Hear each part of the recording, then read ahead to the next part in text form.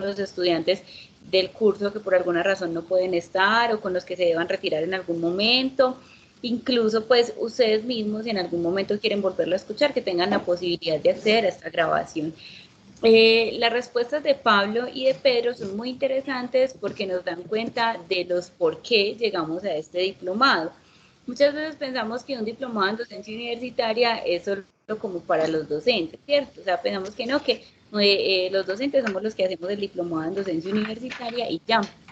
Pero si profundizamos un poco más allá, nos damos cuenta que en muchas profesiones es necesario este proceso del diplomado para avalar o para también aprender cómo impartir la docencia dentro de este campo. Porque, ¿qué pasa? Muchas veces nos encontramos con profesionales que son muy buenos en su área, pero desde el saber pedagógico falta un poquito más, ¿cierto? Desde esa formación de cómo impartir un conocimiento, de cómo darlo a conocer, y nosotros mismos lo hemos vivido. Por ejemplo, cuando hemos sido estudiantes, yo recuerdo, por ejemplo, en el colegio que tenía una profe de química excelente, o sea, la señora era, como dicen los muchachos hoy en día, una tesa. Ella sabía muchísimo de química, pero tenía dificultades al momento de transmitirnos su conocimiento, tenía pues como muchas dificultades al momento de enseñarnos química a nosotros los estudiantes. ¿Cuántas veces no nos ha pasado eso, cierto? Que conocemos a alguien muy bueno en su área específica, entonces que es muy buen arquitecto, que es muy buen ingeniero, que es muy buen físico, muy buen químico, pero al momento de llegar a dar ese conocimiento a otra persona, se bloquea, tiene dificultad. Nos pasa mucho, por ejemplo, en el campo de la educación actualmente, donde vemos que a las instituciones educativas, a los colegios, llegan pues todo el tiempo profesionales que no tienen la formación pedagógica y que teniendo un muy buen conocimiento desde el área de saber específico, pueden llegar a tener dificultades para enseñarle a los estudiantes por esa falta de ese saber pedagógico, ¿cierto? Entonces aquí en el curso combinamos dos aspectos, en el diplomado, perdón, combinamos dos aspectos. El primero de ellos es el aspecto pedagógico, lo que tiene que ver con la enseñanza en sí de un saber específico. Por eso ustedes ven que el curso no tiene un enfoque desde un saber específico, porque muchos de ustedes traen al curso diferentes profesiones con las cuales incluso lo vamos a enriquecer. Entonces la primera es la formación desde el saber pedagógico y la segunda, que es como el plus que uno esperaría desde la universidad y que es lo que la Universidad Católica del Norte desde sus procesos busca fortalecer en los estudiantes, es la enseñanza en medio de la virtualidad. ¿Por qué? Porque vemos que cada vez es mucho más necesaria y este año sí que nos lo demostró del todo, esa interacción de los docentes dentro de los ambientes virtuales de aprendizaje. Incluso antes se le estaba apostando ya a un proceso combinado en el cual había interacción dentro de las aulas presenciales, físicas, pero también había una relación desde la virtualidad. En este caso entonces, por eso dentro del curso se busca fortalecer no solo el aspecto pedagógico de la enseñanza en la universidad, de la docencia universitaria, sino también el aspecto desde la formación para la virtualidad, porque la virtualidad requiere una pedagogía. Es por esto que nosotros hablamos actualmente dentro del contexto de la Católica del Norte de la pedagogía de la virtualidad. De hecho, es una de las especializaciones que la universidad tiene. Uno, ¿cómo se imagina que hay una especialización completa en pedagogía de la virtualidad, en enseñar desde la virtualidad? Porque no va a ser lo mismo tener la posibilidad de encontrarme con un estudiante cara a cara, de verlo, de compartir con él a diario, de entender también otro tipo de relaciones que se tejen dentro del aula de clase, a enseñar solo desde la virtualidad. Entonces ese es como el plus o el agregado que nosotros vamos a encontrar dentro de este diplomado. Les voy a compartir entonces mi pantalla para centrarnos un poco más en el tema de hoy. Me cuentan por favor si están viendo mi pantalla.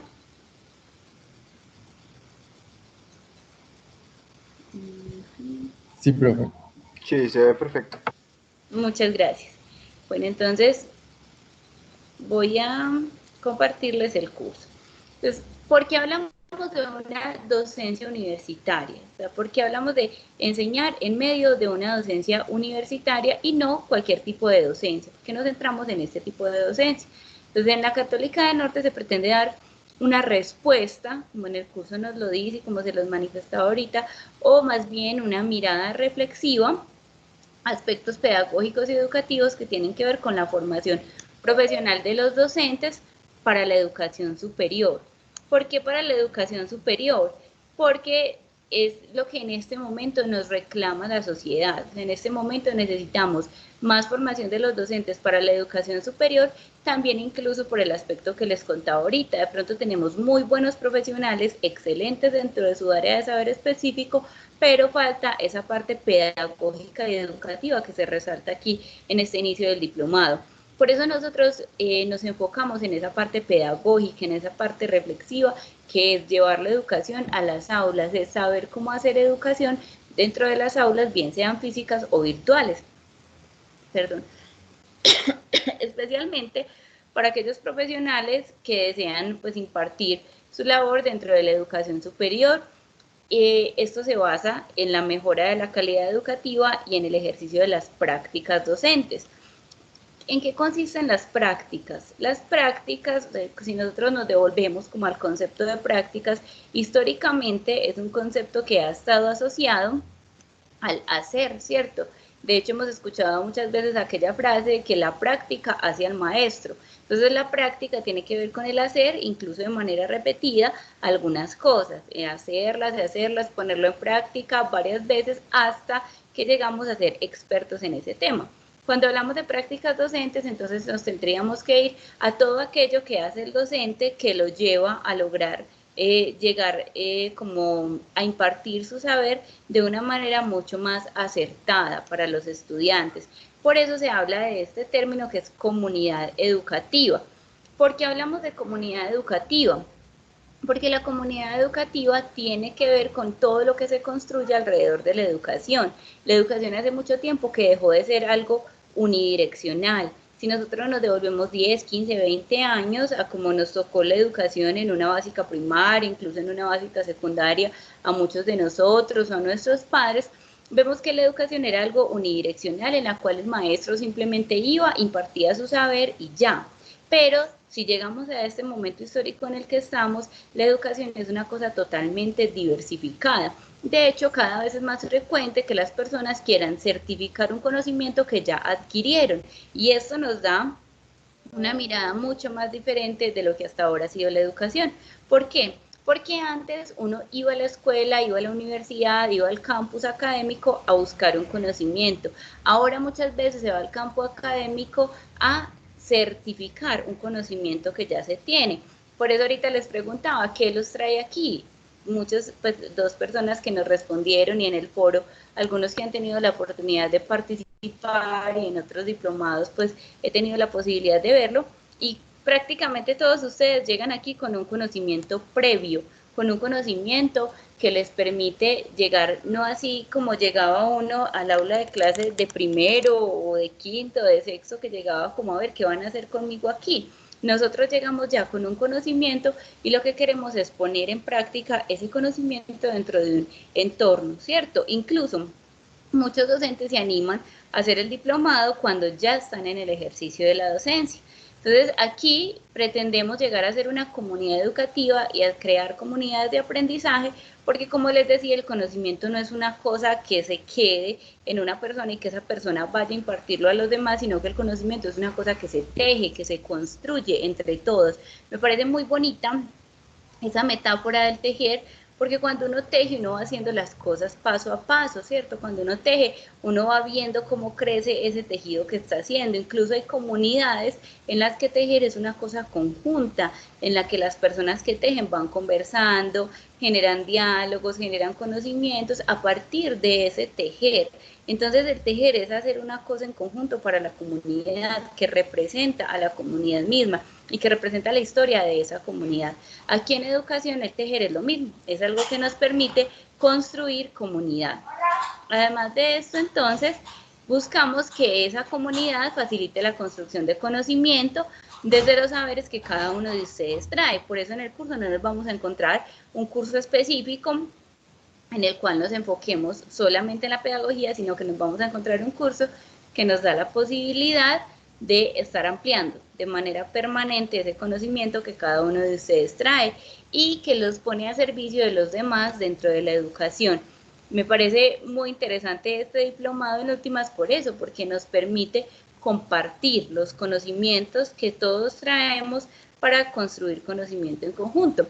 Por eso el diplomado en docencia universitaria es tan especial, porque no es un curso único. Por ejemplo, cuando uno tiene la posibilidad de orientar un curso de metodología de la investigación para docentes en formación de licenciatura, el curso casi que se va por la misma ruta, ¿cierto? Y uno puede tener 2, 3, 4 cursos del mismo en semestres diferentes y el curso siempre es el mismo, mientras que el diplomado en docencia universitaria siempre tiene cosas nuevas, porque al diplomado llegan profesionales desde todas las áreas, entonces por eso pues es bastante interesante este camino.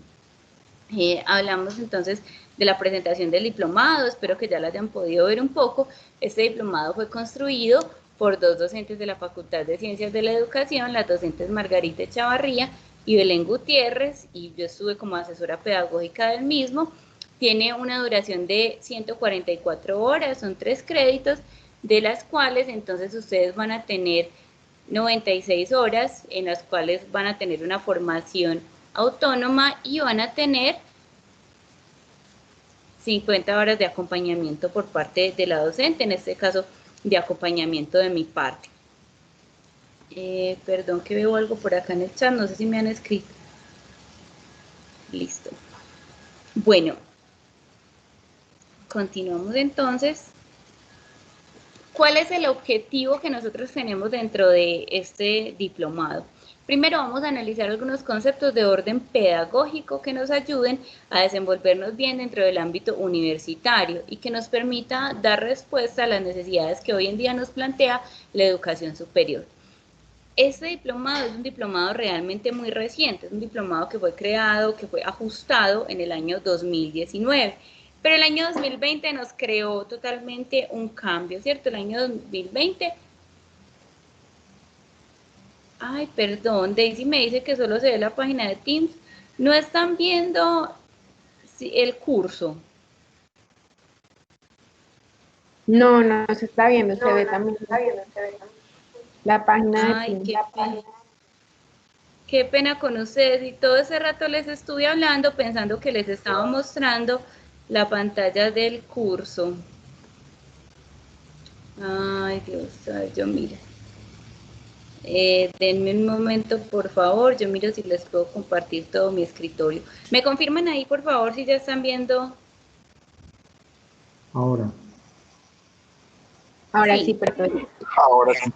No. Les pido mil disculpas, no, pues pensé que estaba compartiendo completo, pero entonces les cuento. Ahorita les compartí este espacio de la presentación cuando les hablaba de las comunidades de aprendizaje y ya estamos en esta parte de los objetivos del curso, listo, la justificación y los objetivos del curso. Igual todo esto lo encuentran ustedes en la página de inicio del curso, entonces si en algún momento también quieren repasarlo, volver sobre este contenido, está en la página de inicio del curso, listo.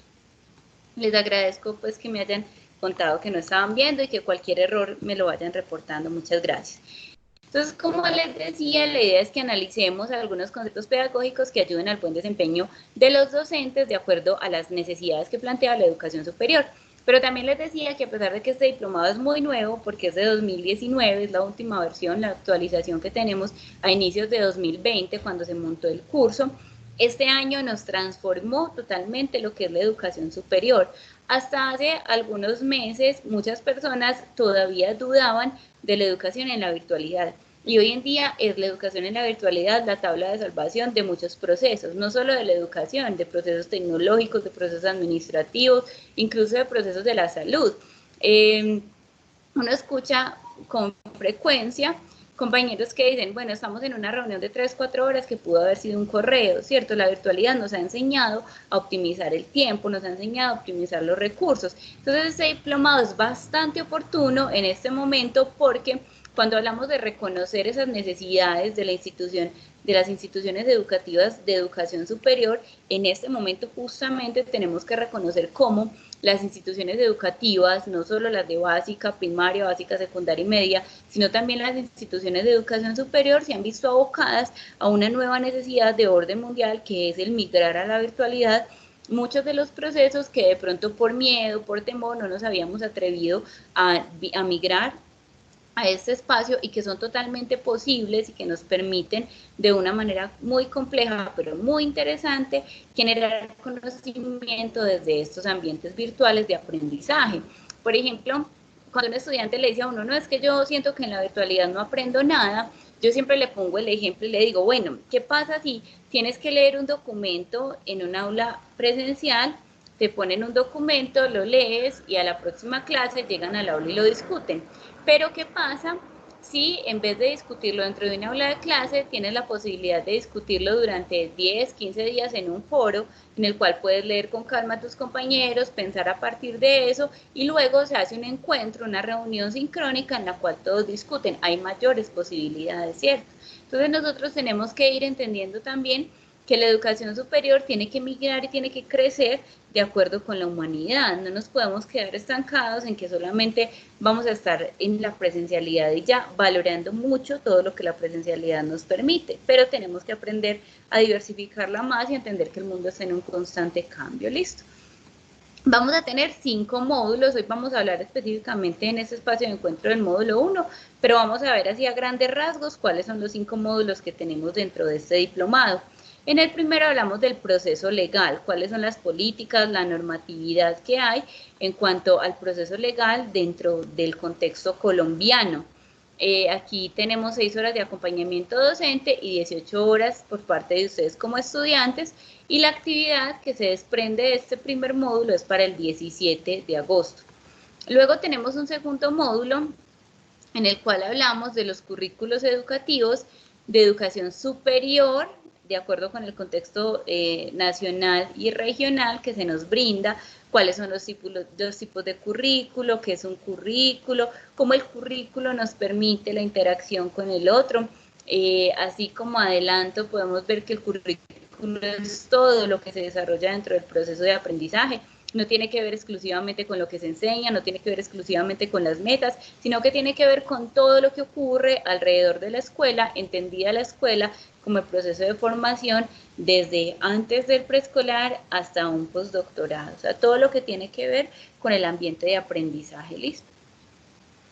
Luego entonces tenemos el módulo 3, en el cual les analizaremos diferentes modelos pedagógicos y vamos a ver como cuáles son las potencialidades que nos ofrecen esos diferentes modelos pedagógicos para la educación superior específicamente, que es lo que nos compete en este diplomado, ¿cierto?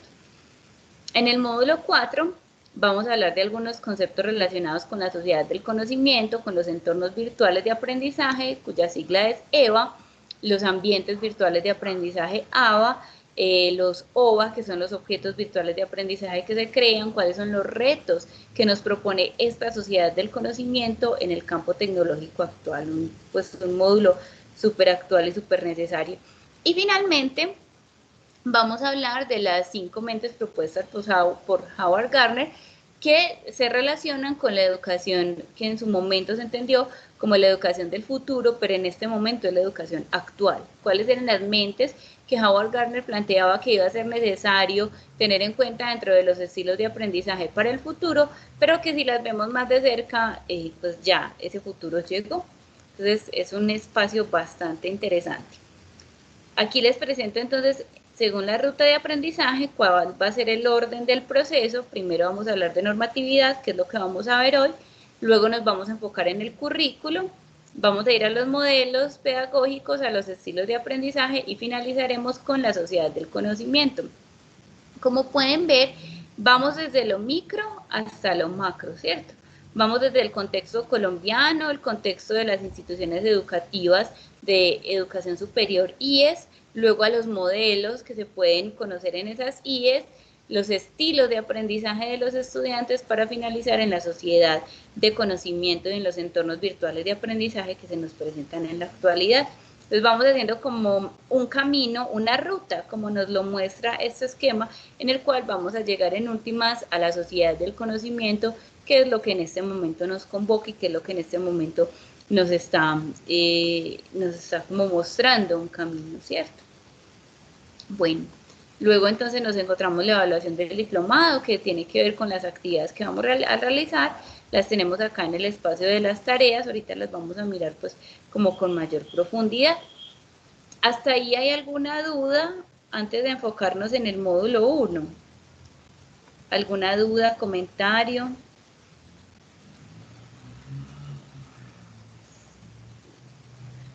Sí, yo tengo una pregunta. Dale, Albeiro. Las horas que tenemos con usted son mediante estos encuentros sincrónicos.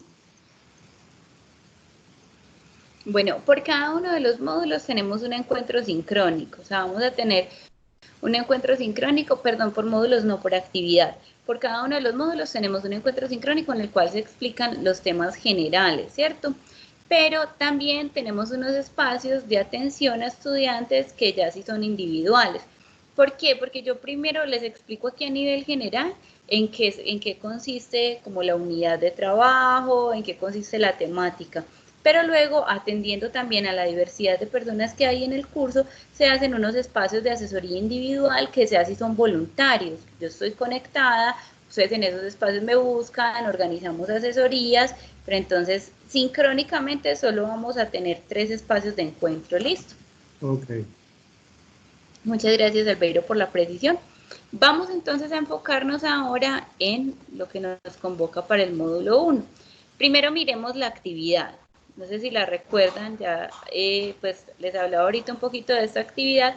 En esta actividad nos hablan de las políticas educativas, ¿cierto? Y nos dicen que cuál es el aporte de la política educativa en la transformación de la educación actual.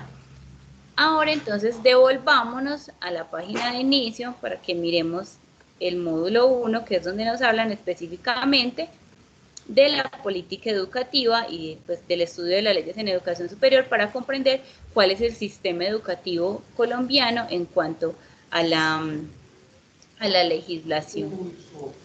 Entonces, aquí tenemos algunos temas. El primero de esos temas es volver sobre la Constitución Política de Colombia. Luego hablaremos de las leyes que rigen el sistema educativo en Colombia, después de la política educativa plasmada en la Revolución Educativa y el Plan de Desarrollo Nacional y los planes de desarrollo municipales. ¿Por qué es importante tocar cada uno de estos temas? Porque estos nos permiten realizar un acercamiento con la realidad actual de nuestro país y cómo esa realidad actual se ve intervenida o se ve atravesada por las leyes, ¿cierto? Nosotros muchas veces no conocemos de fondo las leyes que tenemos y no nos damos cuenta que las leyes que tenemos son ricas para la educación. Si partimos, por ejemplo, de la Constitución Política de Colombia, es nuestra Carta Magna desde 1991. O sea, vamos a ajustar ya 30 años de esa Constitución y muchos no hemos comprendido de pronto que desde allí se plantea en diferentes artículos la educación como una obligación del Estado, ¿cierto? Ni siquiera el mismo Estado en muchos momentos lo ha entendido así. Aquí entonces nos presentan un texto bastante interesante de Catalina Turbay Restrepo, en el cual se habla de cómo hay un derecho a la educación que tiene que ser garantizado como un derecho desde la protección integral, no solo para la niñez, pues aquí en el documento nos hablan específicamente de la niñez, pero es un derecho que tiene que ser integral para todos los ciudadanos. De allí, por ejemplo, que a partir de los estudios realizados por la UNESCO se haya presentado una amplia alfabetización en el país. ¿Por qué? Porque en 1991 todavía había un alto índice de analfabetismo en nuestro país, ¿cierto? Entonces, a partir de esta como necesidad evidenciada o de esa ley que se plantea desde la Constitución Política, se busca la alfabetización como algo fundamental para el crecimiento de los pueblos, para el crecimiento de las diferentes naciones. América Latina tenía ese vacío o ese déficit, de hecho todavía es una de las regiones en las que más existe. Entonces, en especial en países como Brasil, Perú, Colombia, la UNESCO detecta que es necesario realizar esa alfabetización y se emprende un proceso en el cual se busca que los adultos retornen a las instituciones. Por ejemplo, en este momento todavía funcionan instituciones en las cuales, por ejemplo, los nocturnos, los sabatinos, los dominicales, el programa de la escuela busca a la mujer adulta, programas en los cuales se busca garantizar al menos el derecho a la educación básica para las personas. En nuestro país, entonces, desde esta constitución política se habla de esa alfabetización inicial, pero hoy en día tenemos un reto mucho más grande y es una alfabetización en TIC. Si bien ya hemos superado, incluso con un 97% de la población actualmente alfabetizada, se ha como superado mucho esta barrera que inicialmente teníamos. Perdón.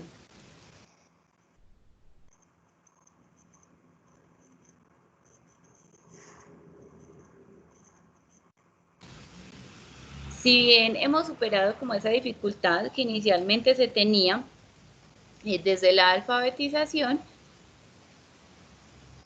no me están viendo. Perdón, un momento, soluciono algo.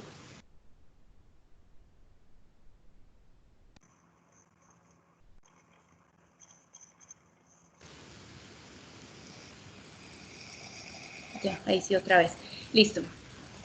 Entonces, como les venía contando, hemos logrado superar esa barrera frente a la alfabetización académica o frente a la alfabetización inicial, simplemente leer y escribir, pero entonces ya tenemos una brecha cultural también muy grande frente a la alfabetización tecnológica. Y desde allí la Constitución todavía no ha logrado cubrir eso, porque era algo que en ese momento ni siquiera se había pensado. Entonces los invito a leer ese artículo acerca de cómo actualmente se piensa mucho en la educación como un derecho fundamental en la niñez, pero como también dentro de otros artículos vemos que la educación en Colombia es una constante y ese reto es un reto constante que todos tenemos desde la alfabetización en diversos espacios. Ahora, hay 4 leyes fundamentales para entender cómo funciona el sistema educativo colombiano. La primera de ellas es la Ley 115 de 1994. En esa se dan las disposiciones generales para el funcionamiento de las instituciones educativas, de las labores de los docentes, por ejemplo, de la participación que tienen los docentes dentro de las aulas, de los diferentes espacios. Luego nos encontramos con la Ley 715 del 2001. En esta se habla del Sistema General de Participaciones y, en especial, se tiene en cuenta el proceso de las instituciones educativas, tanto de nivel básico como de nivel superior. Posteriormente, nos encontramos con la Ley 30 de 1992 y el Decreto 1075 de 2015, mediante el cual se actualiza esta ley. ¿En qué consiste o qué nos permiten, por así decirlo, más desde la parte teórica, comprender la Ley 30 de 1992 y el Decreto 1075 de 2015? Nos permiten actualizar lo que ya nos había dicho la ley en el 94 y la ley en el 2001. Este decreto lo que hizo fue actualizar el proceso porque los tiempos también habían cambiado, entonces teníamos unos procesos desde el 94, desde el 2001, incluso miren que la ley 30 es anterior a esa ley 115 del 94, entonces mediante el decreto 1075 del 2015 lo que se hace es actualizar en cuanto a la evaluación, en cuanto al impartir conocimientos, en cuanto a la evaluación de los procesos de las mismas instituciones, o sea, no la evaluación del estudiante, sino la evaluación de la educación como tal. Y tenemos la ley 1098 de 2006, que es la ley de infancia y adolescencia, una ley que en su momento tuvo un gran impacto porque le daba también unas responsabilidades a la familia. El plus de esta ley 1098 fue eso, el asunto de la corresponsabilidad, donde ya la educación no es un aspecto que se centre solamente en la escuela, que se centre solamente en el maestro, sino que también tiene que ver con la familia, ¿listo? Y que también le da a la familia unas obligaciones. Aquí entonces vamos a poder ampliar un poco acerca de cada una de estas leyes. Como les decía ahorita, la 115 del 94 es la Ley General de Educación, es la ley más extensa que existe actualmente incluso para educación. Se le han hecho algunos ajustes porque pues ya llevamos 22 años de esta ley, más, perdón, 26 años de esta ley con la cual pues se definen los intereses de la educación pública como tal, aunque también tiene que ver con la educación privada. Hay un aspecto que surge dentro de la ley 115 del 94 y es el concepto de educación formal y de educación no formal. que de hecho actualmente está pues como muy en boga, ¿cierto? Es educación formal que se da en las instituciones que tienen una legitimidad, que tienen un proceso, por así decirlo, acreditado, y la educación no formal que se da en otro tipo de instituciones, pero que igual es muy válida. Por ejemplo, la educación para el trabajo y el desarrollo humano es una educación que ha ido creciendo en nuestro país debido a las necesidades de las personas. Hay personas que de pronto no necesitan ir a una universidad, hacer 10 semestres de una carrera para aprender el dominio de una máquina con la cual trabajan. Entonces simplemente hacen un curso de educación no formal que les permite tener este dominio. Entonces la ley 115 del 94 tiene ese valor, el hecho de definir cómo se hace la prestación de la educación formal y la educación no formal en nuestro país. Esta ley se basa también, como les decía ahorita, en la Constitución. Miren que aquí aparece nuevamente la Carta Magna y nos habla de cómo en esa Carta Magna hay un derecho a la educación que es inviolable, ¿cierto? Es el artículo 67, por acá no está, pero entonces, acá está abajo. Es el artículo 67 de nuestra Constitución, en la cual se define que la educación es un derecho para todas las personas, pero lamentablemente nosotros vemos que 30 años casi después de la Constitución, todavía hay una brecha bastante alta, sobre todo para estos grupos que se mencionan acá, ¿cierto? Los adultos, los campesinos, los grupos étnicos, las personas con algún tipo de limitación. Entonces, pues es para preguntarnos también dentro del curso si realmente nuestras leyes están funcionando, ¿cierto? Porque vemos que son leyes que existen desde hace muchísimo tiempo, pero que tal vez no operan de la misma manera. Acá entonces lo que les hablaba ahorita de la educación formal, la educación no formal, y me quedó faltando la educación informal. En la educación formal entonces tenemos establecimientos educativos que son aprobados, que tienen unos ciclos lectivos claros. Entonces, por ejemplo, tienen grados, ¿cierto? Preescolar, básica primaria, media vocacional, primero, segundo, tercero, cuarto, quinto. Universidad, semestre 1, semestre 2, semestre 3, semestre 4. Entonces tienen unos grados o unos ciclos lectivos, como se llama, muy bien definidos, que tienen unas pautas ya muy dadas de que se hace la aprobación de un programa. Luego viene la educación no formal, que se ofrece con el objetivo de complementar, actualizar conocimientos, formar algunos aspectos académicos, en especial, como les decía ahorita también, desde lo laboral. Se rige por algunos principios de la Ley General de Educación, pero es un poquito más libre, por así decirlo, en la medida en que, como su nombre lo indica, pues no tiene que ser algo tan formal. Y luego viene la educación informal, que es un conocimiento ya más libre y más espontáneo que aprenden las personas. Actualmente pues existen muchas posibilidades de esa formación, de esa educación informal, mediante pues algunas entidades. Tenemos por ejemplo las cajas de compensación familiar en las cuales se brindan muchos espacios de formación. Tenemos se me fue el nombre, los MOOCs, no sé si conocen el término MOOC, se los voy a escribir por acá.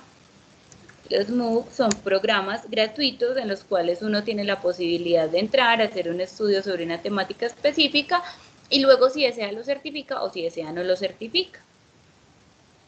Así por acá ya Nora también nos estaba haciendo el favor de escribirnos el término, muchas gracias. Entonces miren, hoy en día tenemos muchas posibilidades de acercarnos al conocimiento.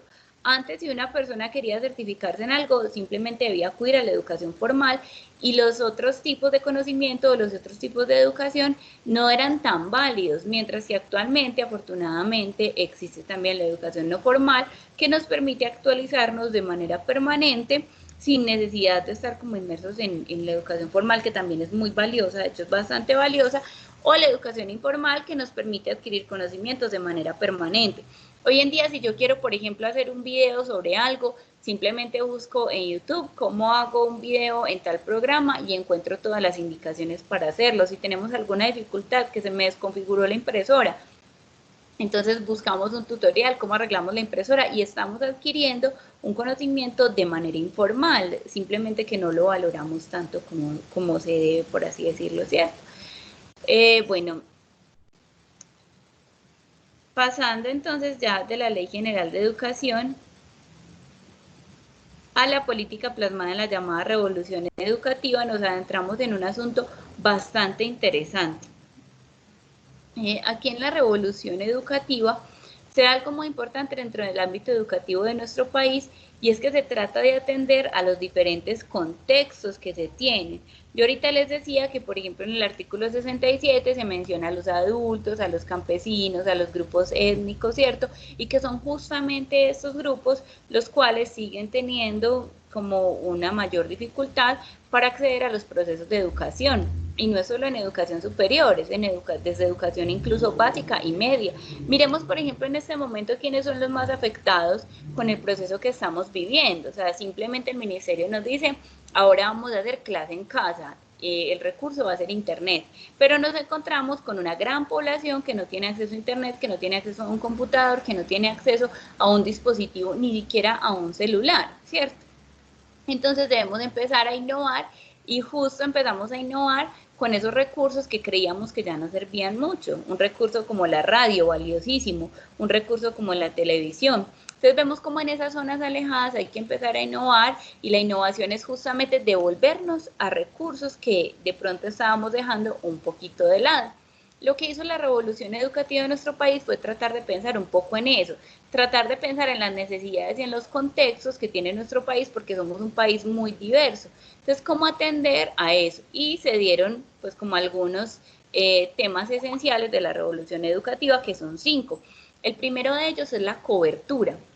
¿En qué consistía esa cobertura? En llegar a los lugares más alejados del país, o en llegar a las comunidades más necesitadas de una interacción de un docente. Por ejemplo, el programa que les decía ahorita, que es muy bonito, de la Escuela Busca la Mujer Adulta, es un programa en el cual, pues por lo general son mujeres ya cabeza de hogar, o mujeres que ya pues tienen una familia, que por alguna razón no terminaron el proceso de bachillerato y se vinculan con un proceso educativo que les permite terminar su básica secundaria y su media vocacional. Incluso muchas de ellas logran luego hacer algunos estudios en instituciones de educación superior o en instituciones de nivel técnico y tecnológico. Entonces vemos como la cobertura busca justamente llegar a esos espacios, a esos ambientes donde el Estado de pronto ha estado fallando un poco, ¿cierto? Donde se ve todavía como esa ausencia, a los lugares alejados. Por ejemplo, la Católica del Norte tuvo durante muchos años cobertura en lugares como veredas de Cáceres, de Ituango, incluso pues en municipios que uno diría no necesitan tanta cobertura, como el norte de Antioquia, Santa Rosa de Osos, Yarumal, Don Matías, que uno diría son municipios en los cuales hay muchas posibilidades para estudiar, pero aún así nos encontrábamos con muchas personas en una edad adulta que por alguna razón habían abandonado la escuela o el sistema escolar tradicional y que querían terminar sus estudios. Luego viene la calidad. ¿Por qué la calidad? Porque no se trata simplemente de llegar a un espacio y hacer educación por hacer y graduar y graduar y graduar, ¿cierto? Dar un título para que la persona pueda adquirir, por ejemplo, un trabajo mejor en una empresa, sino que ese título de verdad vaya unado a un conocimiento, ¿cierto? Esta calidad va muy relacionada con el concepto que sigue, el concepto de pertinencia. ¿Por qué? Porque toda la educación no es pertinente para todos los contextos.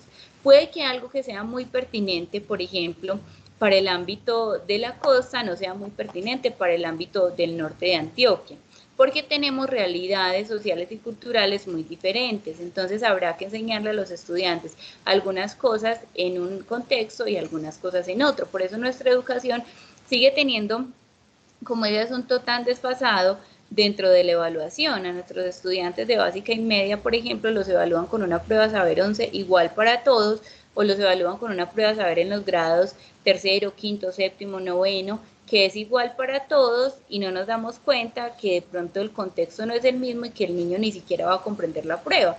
O sea, un niño de una vereda a muchas horas de camino, le llega una pregunta en la cual están hablando perdón, en la cual le están hablando acerca del metro. Entonces le están haciendo, le ponen un texto sobre el metro y le hacen la pregunta sobre el metro, pero el niño ni siquiera conoce el metro. Entonces allí tendremos que ver cuál es la pertinencia de esas pruebas y cuál es la pertinencia del proceso educativo, ¿cierto? Además, esa pertinencia tiene que relacionarse también con el contexto laboral en el que se desempeñan las personas.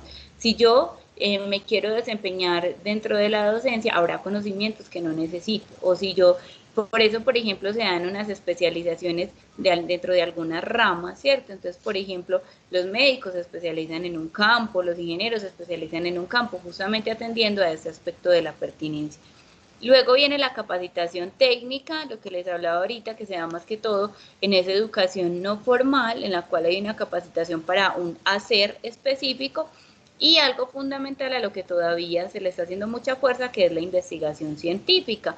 Surgen aquí entonces los semilleros de investigación, los grupos de investigación dentro de las instituciones educativas de educación superior, y en este momento, por ejemplo, se le está trabajando fuertemente al asunto de los semilleros, porque los semilleros de investigación son un espacio que nos permiten fortalecer la formación investigativa desde el conocimiento, nos permiten aprender a investigar investigando. Entonces nos hacen ver que la investigación no es una cosa que se centre solamente, cuando nos hablan de una investigación científica, nos imaginamos la persona por allá en el laboratorio con una lupa haciendo un estudio exclusivamente desde la ciencia, pero hay otras ciencias que no son necesariamente exactas, que no son necesariamente relacionadas con la biología, con la química, con la física, sino que también tienen que ver con lo social. Entonces aquí nos demuestran cómo desde la parte social también se puede hacer investigación. ¿Qué es entonces la revolución educativa en últimas? Es un espacio en el cual se busca estos cinco ítems de los cuales les hablaba ahorita. Brindar acceso a la mayor cantidad de personas posibles, que ese acceso sea con calidad, que ese acceso tenga una pertinencia, es decir, que sea adecuado para los contextos, que permita una capacitación técnica y que lleve a la investigación, que no se quede en una sola cosa. Bueno, Nora nos comenta por acá que encontró que la Católica tiene un programa de radio que se llama Hablemos de Investigación. Sí, es un programa orientado por el profe Nelson Roldán, si no estoy mal, y por algunos otros profes de la universidad. De hecho, lo podríamos buscar, Nora, y compartirlo con todos. Muchas gracias. Bueno, y para finalizar, entonces, en el tema 4, perdón, hablamos de cuál es entonces la política educativa que se plasma en esa revolución educativa. Aquí tenemos el PDN, el Plan de Desarrollo Nacional, que se llama Todos por un Nuevo País, del 2014 al 2018. Luego tenemos un plan de 2020 a 2022, que es el que pues estamos cerrando. Y después de eso se vienen los planes de desarrollo municipales. Esto que se plasma en el plan que hay hasta 2018 tiene que ver con 3 aspectos, y de pronto lo hemos escuchado mucho en comerciales, pero no lo hemos profundizado, cuando nos hablan de paz, equidad y educación, ¿cierto? Entonces, ¿por qué hablar de paz en el contexto educativo? Porque un país que está buscando la paz es un país sostenible, ¿cierto? Bajo pues el enfoque de que todas las personas, si hay paz, podrían tener un goce efectivo de sus derechos. En muchas zonas, el hecho de que no haya paz lleva a que no haya educación, ¿cierto? En muchas de las zonas que justamente tienen esas dificultades de cobertura que ahorita mencionábamos, eso se da gracias a ¿qué? A que no hay paz. Muchos niños, muchas mujeres no pueden estudiar. ¿Por qué? Porque en su contexto son reclutados o la escuela solamente llega hasta cierto grado. Entonces es por eso que allí se plasma dentro de la política educativa la paz como una necesidad.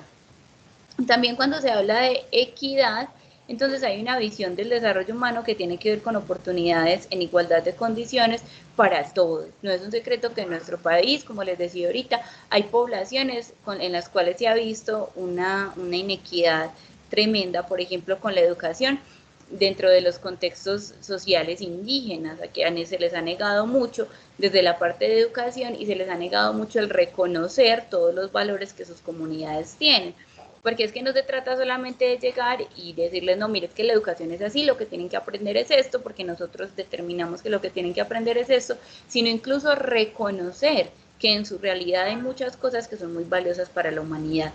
Y finalmente, entonces, esto llega a la educación como un plan que se asume dentro de esa igualdad social, que con un crecimiento económico a largo plazo, una visión creada a cerrar esas brechas que les decía ahorita de acceso al sistema educativo, de una alfabetización que ya no es solamente la alfabetización de enseñar a leer y escribir.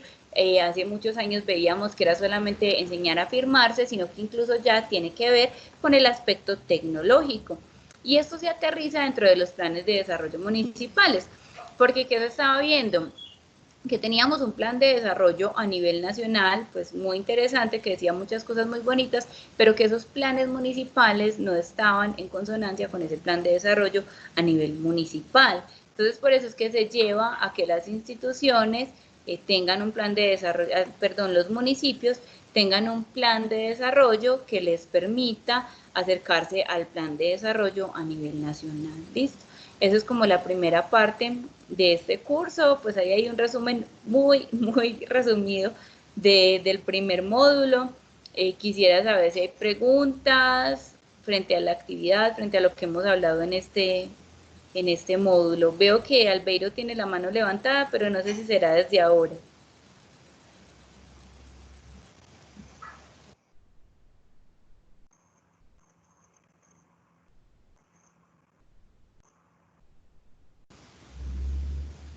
Bueno, si tienen alguna pregunta la podemos hacer en el chat o pueden habilitar sus micrófonos.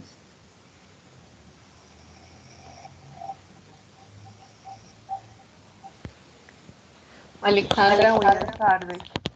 Buenas tardes, Nora. Bueno, y buenas tardes a todos los compañeros.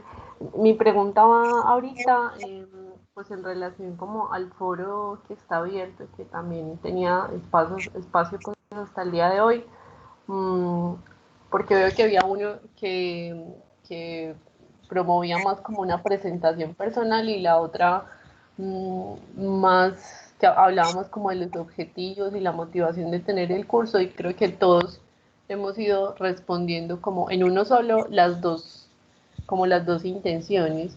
Entonces, quería saber si igual hay que hacer como esas dos actividades o si con la respuesta que tenemos ahorita, pues digamos, es suficiente. Sí, no hay ningún problema. O sea, la idea era, porque uno es de presentación y el otro es de actividad diagnóstica, pero el de actividad diagnóstica también nos permitía hacer la presentación. Entonces, si respondieron en uno de los dos, no hay ningún problema, no es necesario responder el otro. Igual ambos son pues foros no calificables, que son simplemente como para conocernos y para reconocernos, como les decía al inicio de la reunión, para mirar pues como cuáles son los diferentes saberes con los cuales llegamos al curso.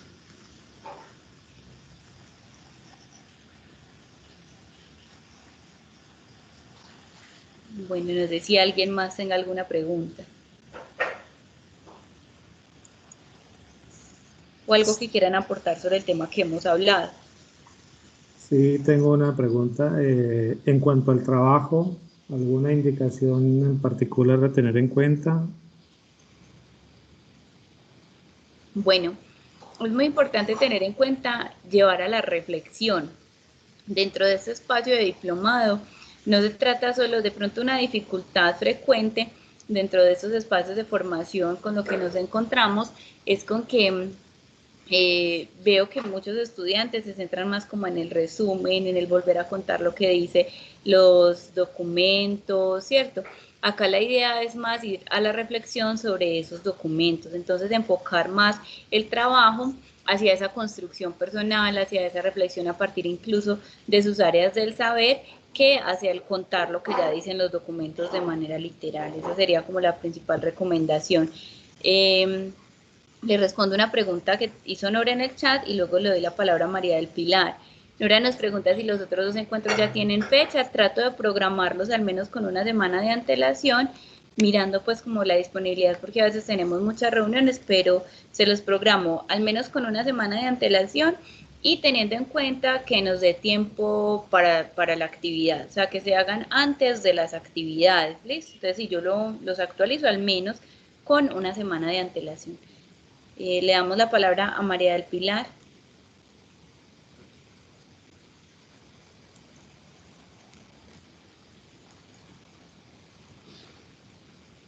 María del Pilar, puedes habilitar tu micrófono. Ok, qué pena. Buenas noches.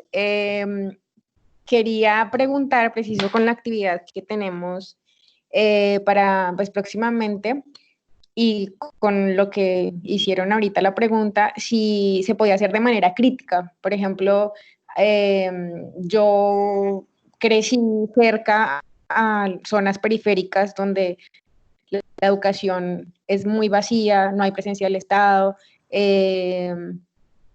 ¿Aló? ¿Sí? ¿Me escuchan? Sí, te escuchamos muy bien. No hay presencia del Estado, he visto muchas falencias durante pues, toda mi vida. No, yo tuve la oportunidad de educarme, pero vi de cerca a muchas personas que no lo pudieron hacer y vi las falencias y que las leyes realmente no se cumplen. Mi pregunta es, ¿podría ser mi escrito con base a eso y viendo cómo, o sea, ahorita me estoy enterando de muchas cosas que yo digo, wow, o sea, realmente es lo que, es un país perfecto lo que muestran las leyes, pero realmente lo que vemos en la realidad, valga la redundancia, no es así. Entonces quería saber si se podía hacer desde el punto crítico y como lo que realmente se podría ver a futuro con el tema del desarrollo del desarrollo sostenible que propone las Naciones Unidas, ¿no? Porque la educación es como lo más importante para que un país progrese y sea desarrollado realmente, lo que no vemos acá en nuestro país y en todo Sudamérica, y sí se ve, por ejemplo, en Europa o en Estados Unidos. Sí, María del Pilar, de hecho esa es la idea. O sea, la idea es que en este nivel de formación en el que ya estamos, lleguemos a ese punto crítico. Y es muy interesante, por ejemplo, todo lo que nos contabas de cómo el haber crecido en esas zonas periféricas te permite hoy en día hacer una reflexión en torno a lo que viviste y a lo que nos dicen las leyes, ¿cierto? Entonces, de hecho, sí, esa es la idea del curso y de las actividades, que lleguemos a un nivel crítico, que no nos quedemos simplemente como en repetir lo que la ley dice, porque si no, pues no, o sea, nos quedaríamos en ese país perfecto que mencionaba sin ver que realmente, pues la realidad es otra, ¿cierto? Bueno, Daisy nos dice que los encuentros lunes o viernes, no entre semana, trataré de tenerlo en cuenta. Me gustan preferiblemente los lunes, porque los viernes ya estamos cansados, agotados de una semana encima, entonces preferiblemente los lunes. Me parece muy interesante la propuesta de Nora y la voy a coger, es que abramos un foro voluntario después de la primera actividad para que compartan las reflexiones. Entonces sí, lo voy a anotar por acá para tenerlo en cuenta. Abrir ese foro que sea de participación voluntaria, no calificable, pero para que les podamos compartir también esas reflexiones, incluso en el próximo encuentro sincrónico destinar unos minutos al iniciar el encuentro para que compartamos un poco acerca de esas reflexiones a las cuales lleguemos en la actividad 1. Muchas gracias, Nora. Bueno, Albeiro, tienes la mano levantada. Ah, qué pena, Bueno, aprovecho que la tengo levantada. Si es posible hacer los encuentros sincrónicos a las 6 de la tarde, lo agradecería para escucharlos así en vivo o participar, por lo que no vivo en estos momentos en Colombia. Listo, Albeiro, muchas gracias. Lo tendré también en cuenta entonces. O sea que preferiblemente nos seguiremos viendo lunes a las 6 de la tarde en los 2 encuentros restantes. Igual recuerden también, ahorita no se los dije, que hay unos horarios de asesoría. Yo estoy disponible todos los días desde las 5 de la tarde hasta las 9 de la noche en Skype. Incluso si me escriben pues por ahí desde la 1 o 2 de la tarde por el Skype o por el WhatsApp, estoy disponible. Les voy a anotar el Skype.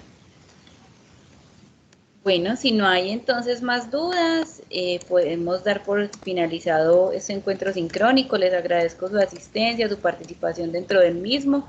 Los invito para que nos vamos agendando para los próximos. Como les digo, se los estaré compartiendo al menos con una semana de antelación. ¿Por qué no desde ya? Porque a veces nos programan reuniones, entonces no me gusta cancelar los encuentros a última hora o que ya ustedes se hayan agendado y cancelarlos pues en el último momento. Pero sí mínimo con una semana de anterioridad los estaría citando para los próximos encuentros. Los invito a estar en comunicación constante. Aquí en el chat les dejé nuevamente mi contacto de WhatsApp, el contacto de Skype. También dentro del curso existe la posibilidad de escribir en el correo, en los foros, entonces la comunicación constante es fundamental dentro de cualquier tipo de educación y más en la virtualidad. Entonces los invito para que estemos muy atentos siempre a lo del curso y si hay alguna inquietud, algo que quieran pues comentar, estaré atenta. Voy a pausar entonces la grabación. Les deseo una